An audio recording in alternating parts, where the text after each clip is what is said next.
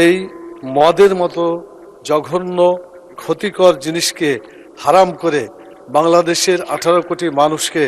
ধন্যবাদ মাননীয় স্পিকার। আজকে বাংলাদেশের সকল জায়গায় মদ পান একটা বিষাক্ত অবস্থা সৃষ্টি করেছে। আল্লাহ তাআলা মদ পানকে হারাম করেছেন। মদ্যপ ব্যক্তি, পরিবার, সমাজ, রাষ্ট্র, জনগণের জন্য ক্ষতিকর। এই মদ পান থেকে তাদেরকে ফিরাতে হবে, কারণ হচ্ছে লিভারের ক্ষতি করে এই মদ। সবশেষে লিভার সিরোসিস হয়ে সে ধ্বংস হয়ে যায়। যক্ষ্মার মতো মারাত্মক ঝুঁকি বেড়ে যায়।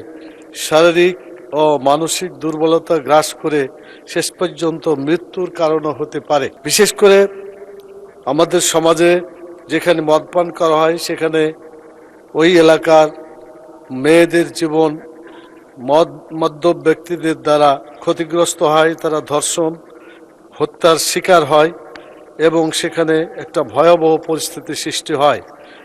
এই অবস্থা থেকে দেশ এবং জাতিকে, জনগণকে রক্ষা করার জন্য মাননীয় স্বরাষ্ট্রমন্ত্রী এই মদ বন্ধের জন্য গুরুত্বপূর্ণ পদক্ষেপ নেওয়া দরকার, কিন্তু আমরা এ পর্যন্ত কোনো পদক্ষেপ নিতে দেখছি না।